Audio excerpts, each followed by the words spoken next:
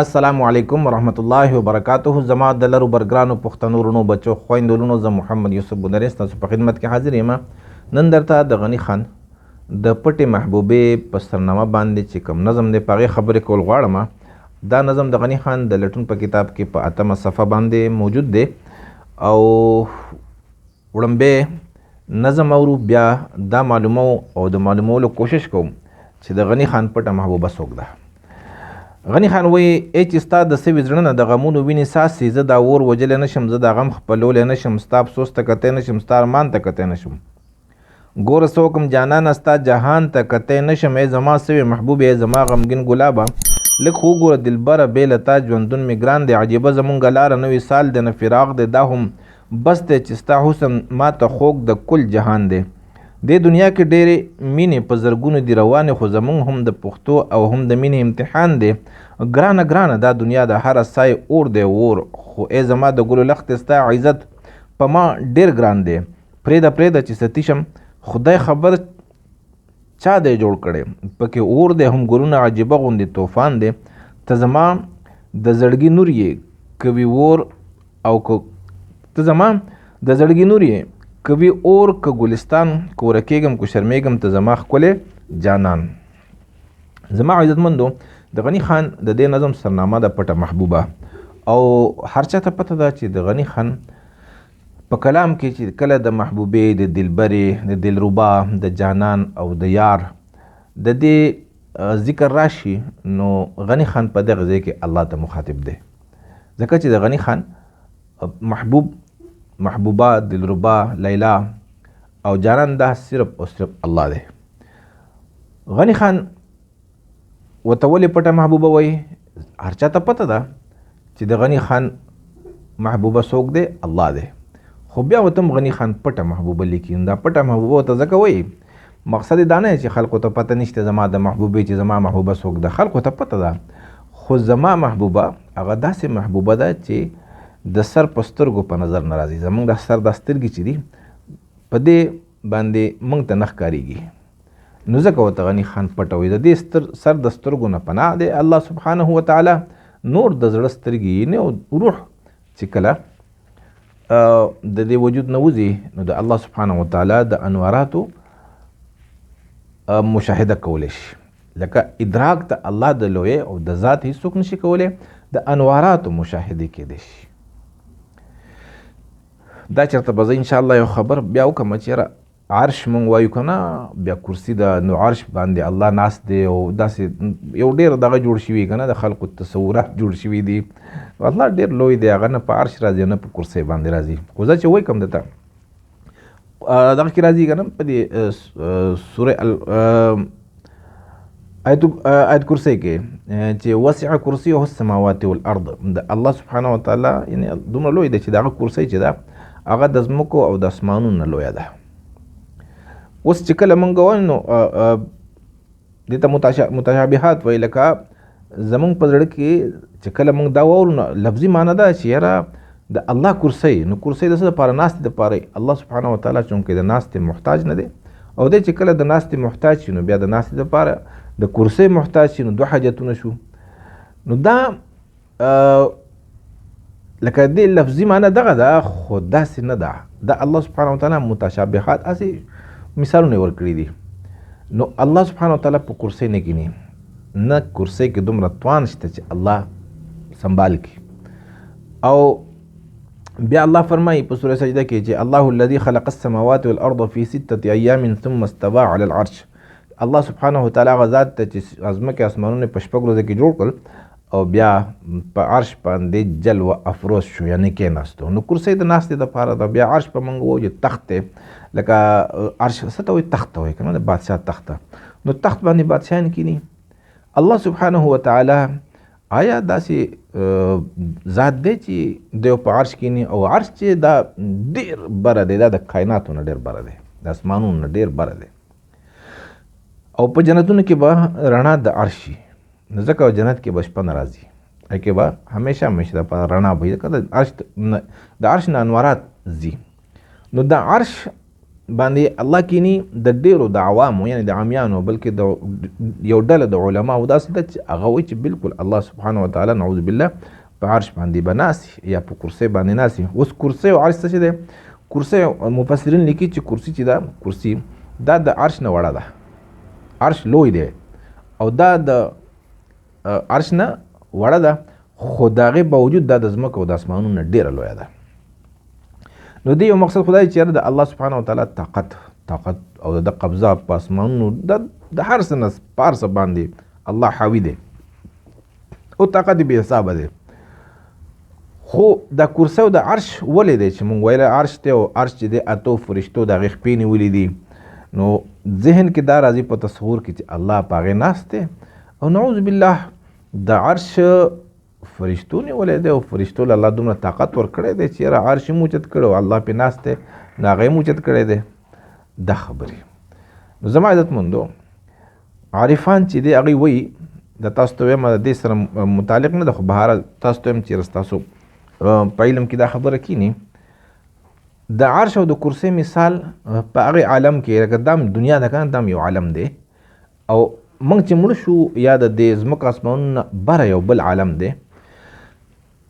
نو په دې ځمکه باندې الله سبحانه وتعالی یو کور د هغې له خپل نسبت ورکړی ته بیت الله و یعنی کعبه. کعبې ته څه وایي؟ بیت الله. نو دې له نسبت ورکړی دی چې ته زما کور یې. خو الله سبحانه وتعالی په بیت الله کې نه ځایږي او الله سبحانه وتعالی د کور محتاج نه دی خو لا مکان دی خو دې کور له نسبت ورکړی دی. نو د عرش او د کرسۍ مثال هم دقسې دی. هغې ته عرش الله وایي هغه لکه څنګه چې موږ بیت الله وایو کعبې ته نو هغه عرش الله دی. نو په هغې عالم کې د عرش هم دقه لکه نن سبا چې په دې دنیا کې څوک هم د الله په مینه ډېر دغه شي که نه نو دی لاړ شي کعبې ته چا په زړه الله راورېږي کعبې ته لاړ شي نو څه نه څه تسلي وشي. دغه رنګې په هغې جهان کې به خلق په عرش باندې ګزاره کوي خو الله د دې نه ډېر بره دی. بخښنه غواړم خبره اوږده شوله. نو عرش او کرسۍ تاسو پېژندله دا د الله د ناستې دپاره نه نه الله د ناستې محتاجه دی. د دې مثال داسې دی لکه په دې دنیا کې چې کعبه ده بیت الله شریف دی نو په هغې دنیا کې څه دي عرش الله دی او د عرش ته پاسه بیا یو کرسۍ ده. کیدای شي انوارات په هغې باندې د هغې په هغې باندې انواراتو نزول وي او د الله چې کوم مین دي جنتیان دي الله سبحانه وتعالی موږ دې ټول په هغې کې حساب کړي نو زموږ د تسلی دپاره زموږ د زړه د خوشحالولو لپاره په هغې باندې انواراتو نزول کیږي. نو دا پټه محبوبه د غني خان څوک دی؟ الله سبحانه وتعالی دی او زموږ نه پناه دی. او هغې یعنې خبره دا وه چې د الله سبحانه وتعالی دا روح چې دی هلته کې همیشه دپاره به د الله د ذات ادراک ونیسي چې الله څومره لوی دی. نه مخامخ به داسې چېرته راشي انوارات پرې راځي نن یو نور دی سبا بل دی سبا بل دی سبحان الله. نو دا د غني خان پټه محبوبه ده. مقصد دا چې روح هم نشي ادراک نشي کولی لا تدرکه الابصار داسې سترګې نشته پیغمبران دغه ادراک نشي کولی. جبرائیل هم د الله د ذات ادراک نه دی کړی چې څومره لوی دی. غني خان دغې محبوبې ته لګیا دی چې ستا د سوي زړه نه د غمونو وینې څاڅي زه دا اور وجلی نه شم زه دا غم خپلولی نه شم. د دې مقصد دا دی چې ای زما پټې محبوبې هغه زما ربه څوک چې ما ته ښکاري نه تا چې ما لکه روح را کړی دی زړه ته که نه نو دا خو ستا په محبت کې وسوځېدو او د دې نه د غمونو وینې څاڅي یعنې داسې غم په ما باندې تاری شوی دی چې د هغې نه وینې څاڅي وینې بهیږي نه وینې ودرېږي نه د هغې هغه څڅېده ودرېږي نه. نو زړه چې وسوځي یا کوم شی چې سوځي نو خامخا وینه ته څاڅي. نو غني خان زړه لکه ستا د سوي د الله د سوي زړه نه دی د غني خان سوي زړه د ځان چې ای ستا نو د خپل زړه الله ته دغه کوي نسبت الله ته کوي چې دا تا را کړی که نه نو چې تا را کړی نو ستا دی لکه روح زمونږ څوک یو او د الله عطیه یو زمونږ دا روح الله موږ را کړی دی. نو ای چې تا ای زما هغه ربه تا چې ما له کوم زړه را کړی دی دا خو ستا په مینه کې وسوځېدو او د غمونو وینې دې څاڅي. غم د څه دی؟ غم ستا د موندلو ستا د لټون کې په موندلو کې انسان همیشه د پاره دغه یې که نه سرګردانه وي. نو سرګردانه سړی غمجن وي. زه دا اور وجلی نه شم، دا اور چې کوم بل شوی دی زما په زړه د مینې دا زه وجلی نه شم، دا د وجلو قابل هم نه دی. او ما ته چونکې دا مینه چې ده دا ارادتا نه وي که نه، چا خوښه نه وي چې زه مین شویم. نو چې کله د مینې اور په چا ولګي نو دی دغه اور وجلی هم نه شي. مقصد دا چې یو سړی مین شو نو دا مینه هم د ده په اختیار کې نه ده. ولې دی مین شو؟ بیا دا صبرېده د دې نوم د ده د اختیار نه دی. بیا د الله سبحانه وتعالی د ذات نه خو د صبرېدو سوال نه پیدا کېږي. نو زه دا اور نه شم وجلی، دا هم ستا دغه دی چې یاره هله به مري دا اور چې تا سره زه ملاقات وکړم، تا ووینم.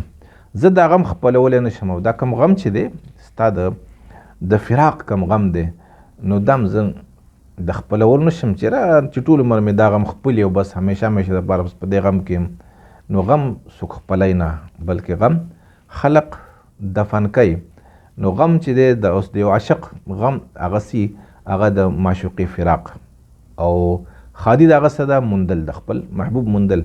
نو دغه یو عاشق هم نه غواړي چې زه دې جدای وی. نو ځکه دغه غم خپلولی نه شم. ستا افسوس ته کتی نه شم، ستا ارمان ته کتی نه شم. نو ارمان د الله څوک دی؟ انسان دی. الله سبحانه وتعالی د انسان ډېر په ارمانونو پیدا کړی دی، به زما سره مینه کوي. خو دا مقصد نه چې څنګه زموږ ارمان یې که نه، دا ارمان څه ته وایي؟ ارمان یو خوب، خیال، تصور، امید چې یاره زما سره مینه دی کوي، زما محبوب به دی. نو غني خان وایي چې یاره دا تا چې کوم ارمان و، په کوم ارمان چې تا دا انسان پیدا کړی و، دی خو هغه کار نه کوي. نو افسوس خبره شوه. دغې افسوس ته زه نه شم کتلی. د خپله ډیوټي نه کوي. نن څومره خلق په الله مین دي. یاره زه یم چې ډېر لږ دی، یاره دا په سوونو په زرګو میله سفر به کوې نو یو مین به ته الله میلاو شي، هغه هم په قسمت باندې. دا نور چې دی دا نبی علیه صلات وسلام ورته سفر می تعیسا عبد الدینار و عبد الدرهم و عبد الحمیس. دا د مال او د زر او د اسبابو، یعنی د لباس او د اسبابو غلامان دي. دی مینه کوي د څه سره؟ د مال او زر سره، د عهدې سره، د جامو سره، د سورلو سره، لکه ګاډو سره. دا د دې مین دي. نو چې کله الله سبحانه وتعالی ته د ذات د خپل مینې دپاره پیدا کړی او دا انسان لاړو د بل چا سره مینه کوي، نو په الله چې څوک میني هغه چې ده ته ګوري نو خفه کېږي. نو بیا وایي دې ته لکه افسوس کوي، دی په خپل افسوس کوي، دې ته زه نشم کتلی. ستا د ارمان دې انسان ته نشم کتلی. د ارمان د الله څوک دی؟ انسان دی. ګوره څه وکړم جانانه، ستا جهان ته کتی نه شم. نو یا الله دا ستا ویش دی او ستا یو نظام چلولی دی. نو ای زما خوږه جانانه ستا د جهان ته نشم کتلی. او ځکه نشي کتلی غني خان، لکه تاسو ته دا خبره کومه، الله سبحانه وتعالی انسان دی فقط او محض د خپلې مینې دپاره پیدا کړی، چې یو نوم یې ورکړی د مین چې دی به زما سره مینه کوي. د ده کار د ده ډیوټي لکه د فرشتو ډیوټي چې د عبادت کول دي که نه، نو د انور ډیوټي رڼا ورکول دي. د انسان ډیوټي چې دا عبادت چې د ډیوټي ته عبادت ته وایي. د عبادت دا منځونه نه دي. د ده عبادت چې د الله سره وفا کول دي په بدله کې. خو دا وفا چې دا اختیاري ده. موږ چې څنګه که نه په شریعت باندې عمل کول دا تشریعي ده. نو دا مینه کول چې دی دا اختیاري ده. وفا کول، مینه نه، وفا کول دا اختیاري ده. اوس د انسان خپله خوښه ده، کو د الله سره وفا کوي کو جفا کوي.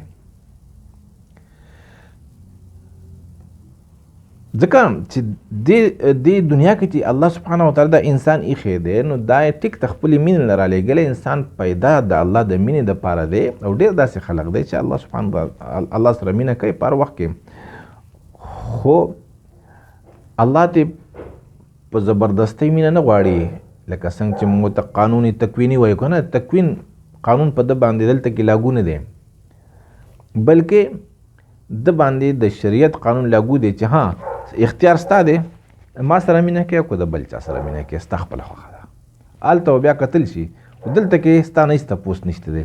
نو غني خان ورته وایي چې ای زما ګوره څوک هم جانانه ستا جهان ته کته نه شم، ستا دا جهان داسې جوړ کړی دی ازمایش دی. نو ازمایش په طور باندې تاسې ظلم پیدا کړي او د هغې له دې بیا داسې کشش ورکړی دی چې انسان ورسره د زړه مینه پیدا شي او دغه د زړه مینه ستا سره کول پکار وو.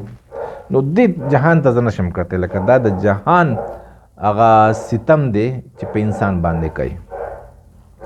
ای زما سوی محبوبې، ای زما غمګین ګلابه، لږ خو وګوره دلبره بې له تا ژوندون مې ګران دی. بیا خپله خبره ورته کوي چې ای زما هغې محبوبې چا پسې چې زه سوی یم. الله سبحانه وتعالی نعوذ بالله سوځي نه سوي. خو الله سبحانه وتعالی په د انسان په مینه کې لکه مونږ به څه وایو چې لیلا باندې مجنون دومره نه ومایل. لکه مجنون چې دی تاسو ته ما دا خبره به شاید کړي، مجنون څوک یو شهزاده و ښه عقل والا ښه روغ او وایي مجنون د ځایه مجنون نه و چې په لیلا باندې مین شو مجنون شو نه. نو د نوم قیس و او ښه شهزاده و، خو چې کله په لیلا مین شو نو څه شو لیونی شو. مجنون څه ته وایي؟ لیونی ته وایي. نو دا څه مین کو، دا څه مجنون کو، لیونی چا کو؟ د لیلا مینې څه کو لیونی کو. دا به څومره مینه وای، دې اندازه څوک لګولی چې د مجنون به څومره مینه و د لیلا سره چې دی پسې لیونی شو.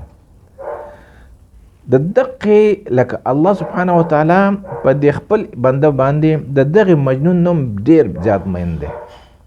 نو لکه څه به ورته وی غني خان کو دا لفظ استعمال کړی چې ای زما سوی محبوبې، یعنی ای زما په مینه کې ډېر حده پورې تلونکی الله. ای زما غمګین ګلابه، ای په ما باندې خفه، لکه انسان باندې الله غمجن دی، الله پې خفه کېږي، الله ورسره مینه کوي. داسې غمجن نه چې چا زوی یې مړ شي که نه، بل دا چې کوم انسانان د الله سره مینه ونه کړي او دی مړ شي، نو په هغې باندې هم الله ته لکه څه خوشحالي نه وي، هغې باندې هم الله سوی هم لکه غمجن یې پي چې تا ولې زما سره مینه ونه کړه. ځکه خو پیغمبران را لېږي، ځکه کتابونه را لېږي، ځکه ولیان را لېږي، ځکه شاعران الله سبحانه وتعالی په هره ژبه کې پیدا کوي او داسې شاعران چې هغه صرف او صرف دغه دعوت ولور کوي لکه غني خان رحمان بابا چې دي. نو دی ورته وایي چې ای زما سوی محبوبې، ای زما غمګین ګلابه، ځکه ورته غمګین ګلاب وایي. لږ خو وګوره دلبره بې له تا ژوندون مې ګران دی. نو زه خپله خبره کوي چې ته خو ما ته وګوره، زما خو بې ستا نه ګزاره نه کېږي. او عجیبه زمونږ لاره نه وصال دی نه فراق دی، دا هم بس دی چې ستا حسن ما ته خوږ د کل جهان دی. اوس دا زمونږ څه عجیبه غونته کې زما او ستا لاره ده د مینې چې وصال هم نشته او فراق هم نشته. په الله باندې چې څوک مینې نو په دې ظاهري سترګو خو نه ویني، نو دا څه شوله فراق شو. او د زړه په سترګې ویني نو دا څه شو وصال دی. نو د الله مینه څه عجیبه رنګونه راوړي. بلکې مجازي عشقونه هم دا دي چې یاره یاد د هغه وصال دی او جدایي چې دی ورته وایي که نه، لکه فاصلې هغه فراق دی. نو دلته کې د الله سبحانه وتعالی نه فاصله هم ده، حجاب هم دی او وصل ورسره هم دی. نو دا غني خان ورته وایي چې داسې عجیبه غونده کې لار ده د الله سبحانه وتعالی سره زموږ د مینې چې نه وصال دی او نه فراق دی. خو دا هم ډېره ده زما دپاره چې تا ماله دومره مینه را کړې ده، دومره ښایست را کړی دی چې دا هم بس دی چې ستا حسن ما ته خوږ د کل جهان. ستا مینه، ستا حسن، ستا ښایست، تا چې ما له کوم د مینې حسن ښایست را کړی دا ما ته د ټول جهان د دولتونو نه ښکلی دی او ګران دی او ښایسته دی او خوږ دی راته. دا هم بس دې دنیا کې ډېرې مینې په زرګونو دي روانې، خو زمونږ هم د پښتو هم د مینې امتحان دی. په دې دنیا کې مینې په زرګونو روان دي، څوک د چا سره مینه کوي، څوک د چا سره، او د چا څه محبوبه او چا څه محبوبه، تاسو وینئ د غیر الله که نه. خو یا الله دا زما او ستا چې دی لکه دا هم د پښتو او د مینې امتحان دی. پښتو لکه معاشرتانه څه تقاضا کوي او د الله د مینې څه تقاضا کوي. دلته امتحان دی. نو ته په ما ټول نه ګرانې ما ته اخیستی په دې امتحان کې یا الله زه تا پاس کړم. نو خو زمونږ هم د پښتو هم د مینې امتحان دی. دا د پښتو د مینې امتحان دی. نو په امتحان کې هر سړی د پاس کېدو کوشش کوي که نه. نو غني خان ځکه وفا کوي، ځکه الله سره مینه کوي. ګرانه دا دنیا ده او هر سای اور دی اور خو زما د ګلو لخت ستا عزت په ما ډېر ګران دی. دا دنیا ډېره ګرانه ده، ګرانه دا دنیا زما ګرانه محبوبه، دا دنیا ډېره ګرانه. په دې دنیا کې ژوند تېرول ډېر ګران دی. د دې د رواجو نه په ضد کې د رسم د رواج نه هر سای اور دی اور. د دې چې هر سا چې کله د دې دنیا نه ته الټه چلیږي نو هر سا اور شي. خو زما د ګلو لخت ستا عزت په ما ډېر ګران دی. ستا د مینې او ستا د عزت او ستا مینه کول او ستا سره وفا کول دا په ما باندې فرض دي. زه به ستا سره وفا کوم، ستا د مینې د عزت خیال به ساتم. هر څه چې وشي زه د خپل عزت پروا نه ساتم، د خپل عهدې پروا نه ساتم، د خپل قبیلې د خپل خاندان پروا نه ساتم. زه به ستا سره وفا کوم. پرېږده چې ستی شو، خدای خبر چې چا جوړ کړی. پکې اور دی هم ګلونه عجیبه غوندې طوفان دی. بیا غني خان چونکې په دې اور کې سوځي وایي چې یا الله پرېږده چې ستی شم په دې اور کې، پرېږده چې ستی شم. خدای خبر چې دا اور موږ ته چا جوړ، دا خاص الله غني خان ته خبر دی چې اور چا بل کړی دی. خو اصل کې د الله سره مینه چې دا ولې اور شي؟ دا ځکه اور شي چې هر مینه اور کېږي کله چې په دې کې رقیبان را پاسي. نو د الله سره مینه چې کې په دې کې تمام غیر الله دا رقیب شي، نو هر رقیب دی په قدم قدم باندې سوځي. دغه اور دی. پرېږده چې ستی شم، خدای خبر چې چا بل کړی. نو دا سړی د یو دشمن وپېژني که نه، نو غیر الله خو ټول دی. نو ته به کم یو دشمن پېژنې دا اور ما ته چا بل کړی، د چا د طرف نه د سوځمه. هر سړی به د باندې داسې اواز کوي او داسې یاره زه تاسو ته سویم لکه زه کو زړه وکتو زما دا نو حیران به شئ. په خدای یقین وکړه د خپلو د پردو نه به دې زړه موړ شي، د یار دوست نه به دې زړه موړ شي. داسې به دې د الله په دې مینه کې سم سوځی به دی. داسې خبرې او داسې مسخرې او داسې ملنډې به پورې کوي چې حیران به شي. دغه اور دی. دا اور چې دی په دې کې دا سوځېدل دا خوږوالی هم لري او خوږوالی هم لري. خوږی هم سوځي هم سړی، خو یو ساس پکې هم دی، ژوند پکې هم دی. نو دا په دې کې ته خبر نه یې قدم په قدم باندې کله به ته ښځه، کله بچي او کله مور پلار او کله خویندې. زه تاسو ته د یو مین خبره وکړم چې د هغه ته په دې کې مور پلار رکاوټ جوړ شوي د الله سره په مینه کې. الحمدلله ما سره د ملګري خپل رازونه شریکوي. نو داسې دي چې د هغو سره ښځه بچي د هغوی په لار کې رکاوټ جوړ شوي دي. داسې دي چې رسم و رواج او معاشره په لار کې رکاوټ جوړ شي. نو عاشق خبر نه چې یاره دا چا زما ما ته دا اور چا بل کړی دی. خو یو خبره ورته وي په دغه اور کې لکه ما تاسو ته وختي وکړم پکې اور دی هم ګلونه عجیبه غوندې طوفان دی. اور هم دی ګلونه پکې هم دي. څه عجیبه طوفان دی د الله سره د مینې. که تاسو ته مې وي چې په دې کې خوږوالی هم دی او خوږوالی پکې هم دی، خوږی دی هم خو خوږی دی هم. نو ته زما د زړګي نورې کوي اور که ګلستان، که ورکېږم که شرمېږم ته زما ښکلی جانان. نو الله سبحانه وتعالی ته غني خان ګویا دی او ته وایي چې ته زما د زړه رڼا یې. که زه په اور کې یم او که په ګلستان کې یم، که ورکېږم که شرمېږم، که څوک راته بد وایي که ښه وایي، که خلق مې قدر نه کوي بې قدر شم، خو زما په هر حال کې به ته ښکلی جانان یې. او زما عزتمندو د دې نظم خلاصه تاسو ته زه ووایم چې کیدای شي غني خان حضرت ابراهیم علیه السلام ته کتلي او ابراهیم علیه السلام چې کله اور ته تاو شو د اور دا ماحول له چا جوړ کو، چا سازگار کو، چا لکه اساس کو، او څومره غټ امتحان پکې راغی. په ابراهیم علیه السلام په مینه کې وړاندې د هغه پلار او مور دا رکاوټ جوړ شو. بیا ټول قام او قبیله او ټول ریاست د هغه په مینه کې داسې شو رکاوټ شو. دې ټول ورته اور بل کو. نو ابراهیم علیه السلام صرف د وجود نه چې د وجود په دغه اور کې څه حکم کې چې الله حفاظت وکړو، نه دا چې کله الله سبحانه وتعالی د په خبرت پوه شو په الله من شوی نو دا هر څه تاسو د ابراهیم علیه السلام جنو ګورئ نو هغه د اور د ټول ژوند دغه اور دی. خو د الله سره د مینې اور چې دی نو دا ګل دی، دا ګلستان دی.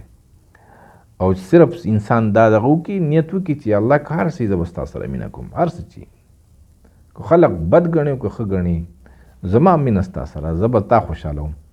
نو کیدای شي چېرې دا د ابراهیم علیه السلام کیفیاتو ته د ابراهیم علیه السلام باندې کوم حالات راغلي او د هغه چې د زړه نه کوم کیفیت و چېرې اور ته دانګې و فرشتې ورته وایي موږ دې مدد کوه هغوی نه لرې کوه تاسو چا رالیږلی الله رالیږلی وي نه نه نه موږ په خپله راغلي په اجازت باندې وي نه ما دپاره زما الله کافي ده ما ییني نه زه به تاسو ته وایم چېرې ما بچ کړئ نو دا اور پکې هم ده چې ور ودانګل ورته نو ور ورته الله ګلزار کو نو ګل نوم دی هغه وایي که نه اردو کې وایي چې خود هی نار نمرود میں ڈلواتے ہو خود اپنا خلیل دا د الله سبحانه وتعالی د مینې یو شان دی خپل مین چې دی دی په خپله اور ته ورته وایي نار نمرود میں ڈلواتے ہو خود اپنا خلیل خپل یار دوست خپل یار چې دی الله سبحانه وتعالی خپل محبوب په ده چې څوک مینې نو په خپله ورته د زمانې وخت د زمانې په خلقو باندې اور بل کې او دی ورته ورته واچوي نو خو بیا ورسره چل کوي خود ही پر نار को गुलजार बना देते हो بیا دغه اور ورته څه کې ګلزار کې ورته زما عزتمندو د الله په مینه کې د اور نه مه یېرېږئ حالاتو نه مه یېرېږئ حالات الله راولي دغه حالاتو کې مدد هم الله کوي دا ته زما وینا ده چې څوک د الله سره مینه کول غواړي بس وکړئ ورسره بدې مه یېرېږئ چې دا به را باندې راشي دا به راشي څه د باندې راځي مدد بن الله کوي ځکه چې الله وعده ده الله ولي الذین آمنوا یخرجهم من الظلمات الى النور چې زه د خپلو مینو چې دی مددګار یم زه دیني سمه او د تیارو نه رڼا ته راوباسم صرف عزم او مخ الله ته ګرځول پکار دي الله مو خوشحاله که کوم چې ستاسو دا نظم خوښ شوی دا ویډیو نورو ته ورسوئ